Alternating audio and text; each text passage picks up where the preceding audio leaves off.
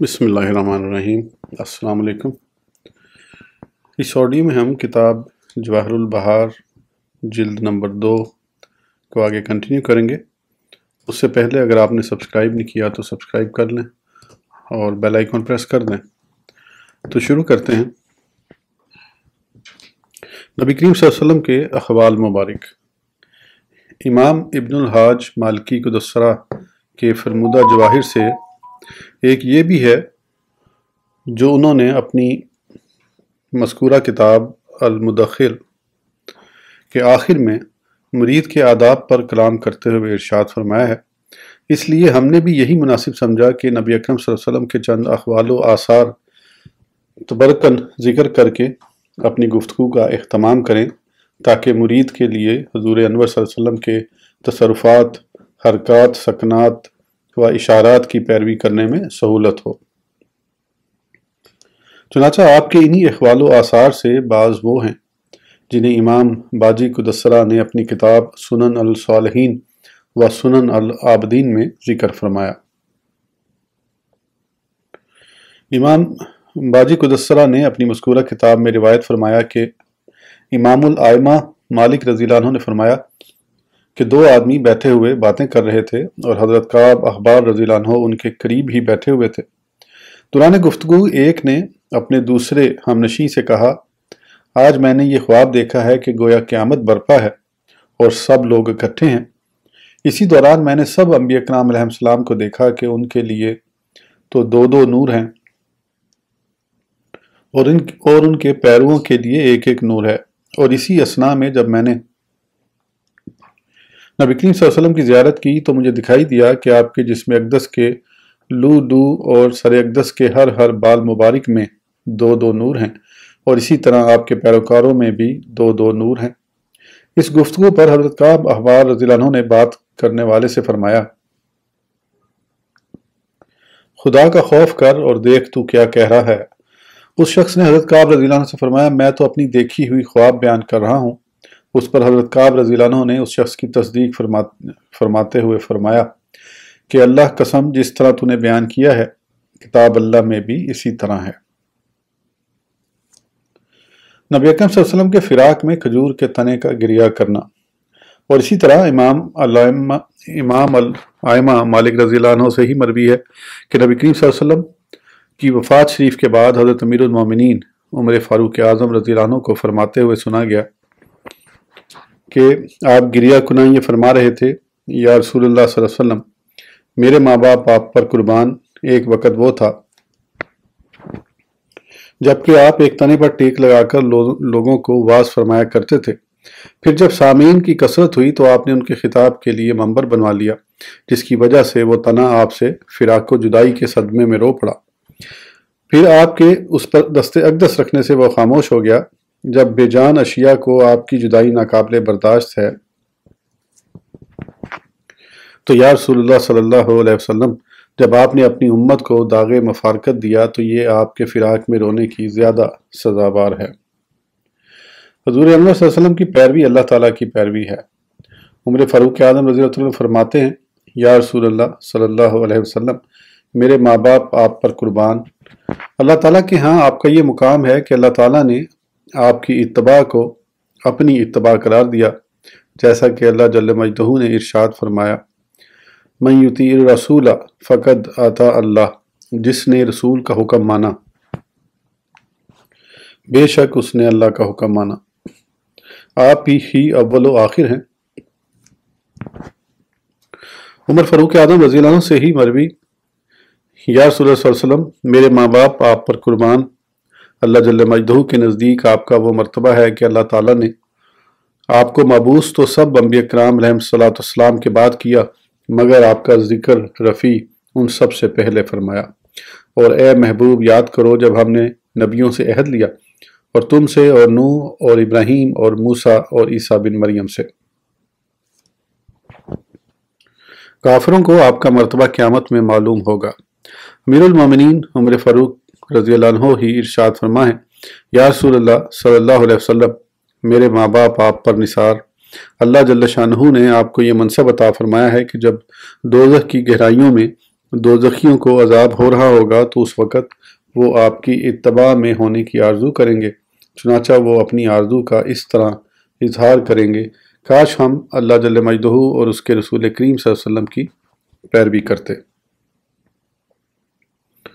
سرور کون و مکان صلی اللہ علیہ وسلم جامع کمالات انبیاء ہیں۔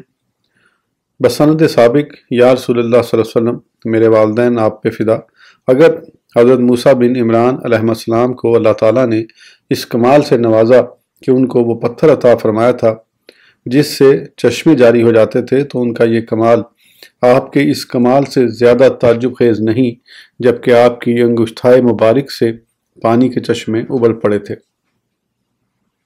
صلی اللہ علیہ وسلم۔ یا رسول اللہ صلی اللہ علیہ وسلم، میرے ماں باپ آپ پر نثار، اگر حضرت سلیمان بن داؤد علی نبینا و علیہ السلام کو اللہ جل مجدہ نے یہ اعزاز عطا فرمایا کہ ہوا ان کے ماتحت کر دی گئی تھی، جس سے وہ صبح و شام ایک ایک مہینہ کی مسافت کا سفر طے فرما لیا کرتے تھے، تو ان کا یہ اعزاز آپ کے براق سے زیادہ ماورائے عقل نہیں، جبکہ آپ نے اس پر سوار ہو کر راتوں رات 7 آسمانوں کی سیر فرما لی اور اسی شب کی صبح کی نماز پھر مکہ مکرمہ میں ادا فرما لی صلی اللہ علیہ وسلم۔ یا رسول اللہ صلی اللہ علیہ وسلم، میرے والدین آپ پر فدا، اگر حضرت عیسیٰ بن مریم علیہ السلام کو اللہ جل مجدہ نے مردے زندہ کر دینے کے شرف سے سرفراز فرمایا تو ان کا یہ اعجاز آپ کے اس معجزے سے بڑھ کر تعجب انگیز نہیں، جبکہ زہر آلود بکری کے ران نے آپ سے کلام کرتے ہوئے آپ کو بتا دیا تھا کہ یا رسول اللہ صلی اللہ علیہ وسلم، آپ مجھے مت کھائیے کیونکہ میں زہر آلود ہوں۔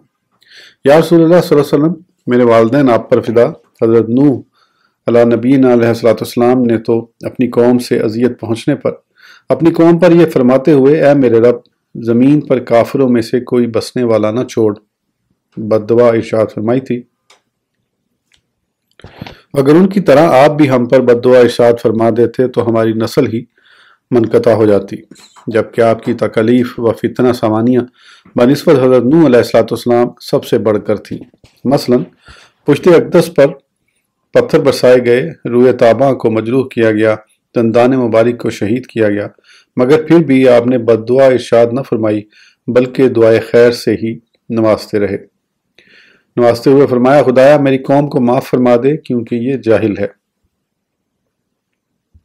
یا رسول اللہ صلی اللہ علیہ وسلم، میرے ماں باپ آپ پر نثار، آپ کے پیروکار مختصر سے عرصے میں اور آپ کی مختصر سی تبلیغی زندگی یعنی کل 23 سال میں اس قدر ہوئے کہ حضرت نوح علیہ السلام کے طویل عرصے اور دراز عمر میں بھی نہ ہو سکے۔ یہی وجہ ہے کہ آپ پر بے شمار لوگ ایمان لائے اور حضرت نوح علیہ السلام پر نہایت کم لوگ ایمان لائے۔ یا رسول اللہ صلی اللہ علیہ وسلم، میرے والدین آپ پر قربان، آپ اگر فقط اپنے ہی قبیلے میں رہن سہن رکھتے تو ہمارے ساتھ کبھی بھی مجالست نہ فرماتے، اور آپ اگر صرف اپنے ہی خاندان کی خواتین سے عقد فرماتے تو ہماری مستورات آپ کے حوالہ عقد میں ہرگز نہ آتی۔ نیز اپنا خوردونوش اگر آپ اپنے ہی خاندان میں رکھتے تو ہمارے ساتھ ہرگز نہ کھاتے پیتے۔ آپ نے اظہار تواضع کے طور اونی کپڑے استعمال فرمائے اور توازن دراز گوشت کی سواری اختیار فرمائی، اور توازن ہی آپ نے کھانا زمین پر رکھ کر نوش فرمایا، اور انکساری کے طور ہی آپ نے کھانا نوش فرمانے کے بعد انگلیاں اور برتن چاٹنے سے بھی آر محسوس نہ فرمائی صلی اللہ علیہ وسلم۔ سید عالم صلی اللہ علیہ وسلم کی طرز معاشرت۔ امام طبری قدسرہ کتاب التفسیر میں تحریر کرتے ہیں کہ حضور سید عالم صلی اللہ علیہ وسلم اونی کپڑے پہن لیتے تھے، سلائی کردہ جوتا استعمال فرماتے تھے، اور کسی لباس کے پہننے میں اظہار ناپسندیدگی نہ ہوتا تھا بلکہ جو بھی میسر آتا پہن لیا کرتے تھے۔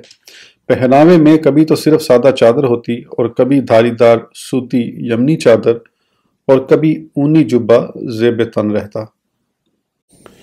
نبی اکرم صلی اللہ علیہ وسلم پکے چمڑے کا نالین استعمال فرماتے تھے اور بعد از وضو استعمال ہوتا تھا۔ یہ بھی واضح رہے کہ نبی اکرم صلی اللہ علیہ وسلم کے نالین پاک کے 2 تسمے ہوا کرتے تھے، اور سب سے پہلے ایک تسمے والا جوتا استعمال کرنے والے حضرت عثمان ذو النورین رضی اللہ عنہ ہیں۔ نبی کریم صلی اللہ علیہ وسلم کا سب سے پسندیدہ لباس یمن کی بنی ہوئی سرخ و سفید لکیروں والی چادریں تھیں۔ اسی طرح قمیص کا پہننا بھی آپ کو بہت مرغوب تھا۔ حضور سید عالم صلی اللہ علیہ وسلم کی عادت کریمہ یہ ہوتی تھی کہ جب کسی نئے کپڑے کو پاتے تو اس کا مروجہ نام لے کر استعمال فرماتے۔ مثلا یوں فرماتے کہ یہ امامہ ہے، یہ قمیص ہے، یہ چادر ہے وغیرہ، اور لباس پہنتے وقت یہ دعا ارشاد فرماتے: اللہم لک الحمد کمل بستانی ہی اسألک خیرات و خیر ما صنع لہ و اعوذ بک من شرہ و شر ما صنع لہ۔ اللہ سب خوبیاں تجھی کو جو تو نے مجھے یہ لباس پہنایا، میں تجھ سے اس کی خیر اور جس کے لیے یہ بنایا گیا ہے اس کی خیر مانگتا ہوں، اور اس کے شر سے اور جس کے لیے یہ بنایا ہے اس کے شر سے تیری پناہ مانگتا ہوں۔ رسول اللہ صلی اللہ علیہ وسلم کو سبز لباس بہت پسند تھا۔ نبی اکرم صلی اللہ علیہ وسلم نے گاہے گاہے فقط ایک ہی اونی کملیہ اوڑھ کر نماز ادا فرمائی ہے۔ نبی کریم صلی اللہ علیہ وسلم نے کبھی صرف ایک ہی چادر اوڑھ کر نماز ادا فرمائی جس کے دونوں کنارے دونوں کندھوں کے درمیان بندھے ہوتے تھے۔ نبی کریم صلی اللہ علیہ وسلم اکثر پگڑی شریف کے نیچے ٹوپی پہنا کرتے تھے، اور کبھی یوں بھی ہوتا کہ بغیر ٹوپی کے امامہ شریف باندھ لیتے تھے، اور گاہے بلا پگڑی مبارک صرف ٹوپی بھی استعمال فرمائی ہے۔ لوہے کی کان والی ٹوپی دوران جنگ استعمال فرمایا کرتے تھے، اور کبھی یوں بھی ہوتا کہ نماز پڑھتے ہوئے ٹوپی اتار کر بطور سترہ سامنے رکھ لیا کرتے تھے۔ اور بہت دفعہ ایسے بھی ہوا کہ آپ نے بغیر ٹوپی، پگڑی اور چادر کے مدینہ منورہ کے آخری کناروں تک پیدل چل کر مریضوں کی عیادت فرمائی ہے۔ نبی کریم صلی اللہ علیہ وسلم جب امامہ شریف استعمال فرماتے تو اس کا ایک لڑ دونوں کاندھوں کے درمیان لٹکتا رہتا تھا۔ جیسا کہ امیر المومنین حضرت علی رضی اللہ عنہ سے مروی ہے کہ ایک مرتبہ مجھے نبی کریم صلی اللہ علیہ وسلم نے ایک امامہ باندھا جس کا ایک سرا میرے دونوں کندھوں کے درمیان لٹکا دیا، اور پھر فرمایا امامہ مسلمانوں اور مشرکوں کے درمیان پہناوے میں حد امتیاز ہے۔ نبی کریم صلی اللہ علیہ وسلم جمعہ کے دن سرخ چادریں اور امامہ استعمال فرماتے تھے۔ نبی کریم صلی اللہ علیہ وسلم نے دائیں ہاتھ کی چنگلیہ میں چاندی کی ساختہ ایسی انگشتری بھی استعمال فرمائی ہے جس کا نگینہ بھی چاندی ہی کا ہوتا تھا۔ نبی کریم صلی اللہ علیہ وسلم کی انگشتری مبارک کا نقش محمد رسول اللہ تھا۔ نبی کریم صلی اللہ علیہ وسلم نے کبھی کبھار بائیں ہاتھ کی چنگلیہ میں بھی انگشتری استعمال فرمائی ہے۔ یہ بھی واضح رہے کہ نبی کریم صلی اللہ علیہ وسلم کی انگشتری مقدس کا نگینہ ہتھیلی مبارک کی طرف ہوتا تھا۔ نبی کریم صلی اللہ علیہ وسلم خوشبو کو پسند اور بدبو کو ناپسند فرمایا کرتے تھے، چنانچہ اسی اظہار پسندیدگی کے طور آپ ارشاد فرمایا کرتے تھے کہ اللہ جل مجدہ نے دنیوی اشیاء میں ایک تو میری پسند منکوحہ عورتوں میں رکھی ہے، اور دوسری خوشبو میں، اور تیسری نماز تو میری آنکھوں کی خنکی ہے۔ سید عالم صلی اللہ علیہ وسلم کستوری، عنبر اور کافور کی آمیزش سے خوشبو تیار فرما کر استعمال فرما لیتے تھے، حتیٰ کہ اس کی چمک سر اقدس کی مانگ میں دکھائی دیتی تھی۔ گاہے گاہے خوشبودار لکڑی، عود ہندی اور کافور ملا کر اس کی خوشبو لیا کرتے تھے۔ ایسی خوشبو کو بخور کہتے ہیں۔ جب کبھی نبی کریم صلی اللہ علیہ وسلم کو سخت اندھیری شب میں کہیں گزرنا پڑ جاتا تو آپ اپنی عمدہ خوشبو سے پہچان لیے جاتے تھے۔ معلم کائنات صلی اللہ علیہ وسلم ہر شب آرام فرماتے وقت ہر ایک چشم مقدس میں تعلیماً علی الامت 3 مرتبہ سرما ڈالا کرتے تھے، اور بعض دفعہ یوں بھی ہوتا کہ آپ دائیں آنکھ مبارک میں 3 بار اور بائیں آنکھ مبارک میں 2 بار سرما ڈالتے، اور بسا اوقات بحالتے روزہ بھی آپ نے سرما استعمال فرمایا ہے۔ اور ساتھ ہی اس کی حکمت بھی واضح فرماتے ہوئے آپ فرمایا کرتے تھے: سیاہ سرما ضرور ڈالا کرو، اس لیے کہ یہ سرما نظر تیز کرتا ہے اور پلکیں بڑھاتا ہے۔ سید عالم صلی اللہ علیہ وسلم سر اقدس اور داڑھی مبارک میں تیل بکثرت لگایا کرتے تھے۔ سید عالم صلی اللہ علیہ وسلم ایک دن وقفہ فرما کر کنگھی استعمال فرمایا کرتے تھے۔ سید عالم صلی اللہ علیہ وسلم شیشے میں چہرہ انور بھی ملاحظہ فرمایا کرتے تھے، اور کبھی یوں بھی ہوتا کہ حضرت سیدتنا ام المومنین عائشہ صدیقہ سلام اللہ علیہا کے حجرہ مقدسہ میں رکھے ہوئے پانی کے آفتاب میں روئے تابہ ملاحظہ فرما لیا کرتے تھے، اور اسی میں منبری زلفیں بھی درست فرما لیتے تھے۔ اشیاء سفر: سید عالم صلی اللہ علیہ وسلم جب کبھی سفر اختیار کرنے کا ارادہ فرماتے تو سرما دانی، شیشہ، کنگھی، کینچی، مسواک، سوئی اور دھاگا ہمیشہ اپنے ہمراہ رکھا کرتے تھے۔ سید عالم صلی اللہ علیہ وسلم بوقت ضرورت اپنے کپڑے خود ہی سی لیا کرتے تھے اور پھٹا ہوا نالین شریف بھی خود ہی گانٹھ لیا کرتے تھے۔ نبی اکرم صلی اللہ علیہ وسلم پیلو ون کی مسواک استعمال میں لایا کرتے تھے۔ سید عالم صلی اللہ علیہ وسلم شب بیداری کے بعد مسواک استعمال فرمایا کرتے تھے۔ ہوتا یوں کہ جب آپ شب میں آرام فرمانے کا ارادہ فرماتے تو 3 دفعہ مسواک استعمال فرماتے، اور اسی طرح جب کسی ذکر و فکر و وظائف کے لیے تشریف فرما ہوتے تو پھر بھی مسواک استعمال فرماتے۔ ایسے ہی صبح کی نماز کے لیے جب تشریف لے جاتے تو دوبارہ مسواک کا استعمال ہوتا۔ امت کو حفظان صحت کی تعلیم دینے کی خاطر نبی کریم صلی اللہ علیہ وسلم کسی بھی ماہ کی 17ویں یا 21ویں یا 29ویں تاریخ کو گردن مبارک کی رگوں میں دونوں کندھوں کے درمیان سینگی لگوایا کرتے تھے، حتیٰ کہ اسی معمول کے مطابق مکہ مکرمہ میں بحالت احرام پائے مبارک کے اوپر والے حصے میں بھی آپ نے سینگی لگوائی ہے۔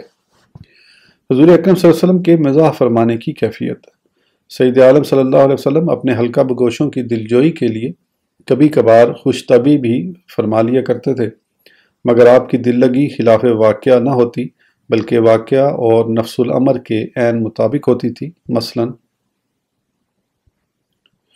ایک دن آپ نے حضرت سیدتنا ام سلیم رضی اللہ عنہ کے دولت قضا کو اپنے قدوم میمنت لزوم سے سرفراز فرمایا، اور اس دن اچانک حضرت سیدنا ابو طلحہ انصاری رضی اللہ عنہ سے آپ کے صاحبزادے کی چڑیا مر گئی تھی، جس کی وجہ سے وہ صاحبزادے کچھ ملول تھے۔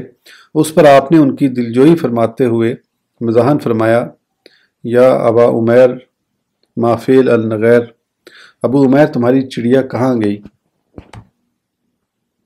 اور اسی طرح ایک صاحبہ عرض گزار ہوئیں: یا رسول اللہ صلی اللہ علیہ وسلم، مجھے اونٹ کی سواری عنایت فرمائیے۔ آپ نے فرمایا: ہاں، میں تجھے اونٹنی کے بچے پر سوار کر دوں گا۔ یوں ہی ایک صاحبہ نے عرض کی: یا رسول اللہ صلی اللہ علیہ وسلم، میرا شوہر بیمار ہے۔ تو آپ نے فرمایا: اچھا، تیرا شوہر وہی ہے جس کی آنکھوں میں سفیدی ہے؟ وہ صاحبہ واپس گئیں اور اپنے شوہر کی آنکھیں کھول کر دیکھنے لگیں۔ اس پر وہ صاحب بولے: ارے تجھے کیا ہوا؟ وہ بولی: مجھے رسول کریم صلی اللہ علیہ وسلم نے بتایا ہے کہ تیری آنکھوں میں سفیدی ہے۔ تو وہ صاحب بولے: واہ ری واہ، ایسا بھی کوئی ہے کہ جس کی آنکھ میں سفیدی نہ ہو؟ اور یوں ہی ایک صاحبہ گزارش کرنے لگیں: یا رسول اللہ صلی اللہ علیہ وسلم، دعا فرمائیے کہ اللہ تعالیٰ مجھے بنت عنایت فرمائے۔ آپ نے اس سے فرمایا: اے فلاں کی ماں، کوئی بوڑھی عورت، میں اس کو دوبارہ پڑھتا ہوں، دعا فرمائیے کہ اللہ تعالیٰ مجھے جنت عنایت فرمائیے۔ آپ نے اس سے فرمایا: اے فلاں کی ماں، کوئی بوڑھی عورت بھیجتی نہ ہوگی۔ وہ صاحبہ روتے ہوئے واپس ہونے لگیں تو آپ نے صحابہ کرام سے فرمایا: اسے بتا دو کہ کوئی عورت بڑھاپے کی حالت میں جنت میں نہیں جائے گی بلکہ بحالت جوانی داخل ہوگا، جیسا کہ اللہ جل مجدہ نے فرمایا: انا انشأنہن انشاء فجعلنہن ابکارا عروبا اترابا، بے شک ہم نے ان عورتوں کو اچھی اٹھایا تو انہیں بنایا کنواریاں، اپنے شوہر پر پیاریاں، انہیں پیار دلاتیاں ایک عمر والیاں۔ ام المومنین سیدتنا عائشہ الصدیقہ رضی اللہ عنہ فرماتی ہیں کہ ایک مرتبہ میں نے رسول اللہ صلی اللہ علیہ وسلم سے دوڑ لگائی اور میں دوڑ میں آپ سے آگے نکل گئی۔ پھر جب میرا جسم پھول گیا تو میں نے دوبارہ آپ سے دوڑنے میں مقابلہ کیا تو اب کی مرتبہ حضور اکرم صلی اللہ علیہ وسلم مجھ سے آگے نکل گئے۔ پھر دوڑ کے اختتام پر آپ نے میرے کندھوں پر دست اقدس پھیرتے ہوئے ارشاد فرمایا: یہ آج کا مقابلہ پہلی مرتبہ کا بدلہ ہے۔ ایک مرتبہ نبی اکرم صلی اللہ علیہ وسلم بازار تشریف لے گئے اور وہاں پر ظاہر رضی اللہ عنہ نام کے ایک صاحب جن سے آپ محبت فرمایا کرتے تھے کو ملاحظہ فرمایا۔ پھر آپ نے ان کی پشت سے ان کی آنکھوں پر اپنے ہاتھ مبارک رکھ دیے اور اس دوران انہیں یہ معلوم نہ ہو سکا کہ یہ رسول کریم صلی اللہ علیہ وسلم کے دست شفا ہیں۔ پھر نبی کریم صلی اللہ علیہ وسلم یوں ارشاد فرما ہوئے: اس غلام کو کون خریدتا ہے؟ جب حضرت ظاہر رضی اللہ عنہ کو معلوم ہو گیا کہ یہ رسول اللہ صلی اللہ علیہ وسلم ہیں تو انہوں نے اپنی پشت کو برکت حاصل کرنے کی خاطر نبی اکرم صلی اللہ علیہ وسلم سے مس کرنا شروع کر دیا،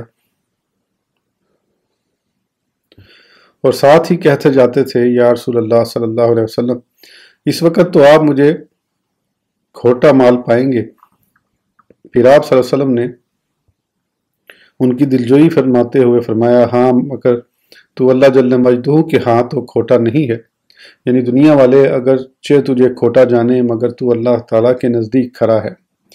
ایک مرتبہ نبی اکرم صلی اللہ علیہ وسلم نے ایک راستے میں حضرت امیر المومنین حسین رضی اللہ عنہ کو بچوں کے ساتھ کھیل کود میں مشغول دیکھا، تو آپ انہیں اپنی شفقت سے نوازنے کے لیے لوگوں سے آگے بڑھنے لگے۔ اس پر حضرت الامام حسین رضی اللہ عنہ نے ادھر ادھر بھاگنا شروع کر دیا۔ پھر نبی کریم صلی اللہ علیہ وسلم نے بھی انہیں ہنسارے کی خاطر ان کے پیچھے بھاگنا شروع فرما دیا، حتیٰ کہ آپ صلی اللہ علیہ وسلم نے انہیں پکڑ لیا اور پھر اپنا ایک دست اقدس ان کے سر کے اوپر اور دوسرا ان کی ٹھوڑی کے نیچے رکھ کر پیار فرمایا۔ جب کبھی سید عالم صلی اللہ علیہ وسلم ام المومنین سیدتنا عائشہ صدیقہ رضی اللہ عنہ کے ہاں تشریف لے جاتے تو بعض مرتبہ آپ انہیں اس حالت میں پاتے کہ چھوٹی چھوٹی لڑکیاں کھیل رہی ہوتی تھیں۔ جب وہ لڑکیاں آپ کی زیارت سے باریاب ہوتی تو ادھر ادھر بھاگ جاتی تھی، مگر نبی کریم صلی اللہ علیہ وسلم دوبارہ ان لڑکیوں کو حضرت ام المومنین رضی اللہ عنہ کے ہاں واپس کھیلنے کے لیے بھیج دیتے تھے۔ اسی طرح ایک مرتبہ ام المومنین عائشہ رضی اللہ عنہ اپنے کھلونوں سے دل بہلا رہی تھی کہ اتنے میں اچانک نبی کریم صلی اللہ علیہ وسلم تشریف لے آئے، تو آپ نے مزاحاً موصوفہ رضی اللہ عنہ سے استفسار فرمایا، عائشہ رضی اللہ عنہ یہ کھلونا کیا چیز ہے؟ تو سیدنا ام المومنین رضی اللہ عنہ عرض گزار ہوئیں، یا رسول اللہ صلی اللہ علیہ وسلم یہ تو سلیمان بن داؤد علی نبینا علیہ السلام کے گھوڑے ہیں۔ یہ جواب سماعت فرمانے کے بعد نبی کریم صلی اللہ علیہ وسلم نے تبسم فرمایا اور پھر آپ صلی اللہ علیہ وسلم دروازے کی جانب چل دیے۔ پھر حضرت ام المومنین رضی اللہ عنہ نے بھی جلدی سے بھاگ کر آپ کو جا لیا۔ اس کیفیت کے بارے میں آپ صلی اللہ علیہ وسلم نے دریافت فرمایا، ہمیرا کیا بات ہے؟ تو آپ عرض گزار ہوئیں، یا رسول اللہ صلی اللہ علیہ وسلم میرے والدین آپ پر قربان، دعا فرمائیے کہ اللہ جل مجدہ میری اگلی پچھلی ترکولا باتیں معاف فرما دے۔ اس عرض پر نبی کریم صلی اللہ علیہ وسلم نے دعا کے لیے اپنے دست اقدس اتنے بلند فرمائے کہ آپ کے بغلوں کی سفیدی نظر آنے لگی اور فرمایا، الہی ابو بکر رضی اللہ عنہ کی بیٹی عائشہ رضی اللہ عنہ کے ظاہر و باطن کی خلاف اولا باتیں یوں مٹا دے تاکہ ازاں بعد اس سے تقرب اللہ کے منافی امور کا وقوع نہ ہونے پائے۔ پھر نبی کریم صلی اللہ علیہ وسلم نے حضرت ام المومنین رضی اللہ عنہ سے فرمایا، عائشہ رضی اللہ عنہ آپ خوش ہو؟ موصوفہ عرض کرنے لگی، اس رب کی قسم جس نے آپ کو حق دے کر بھیجا، میں نہایت خوش ہوں۔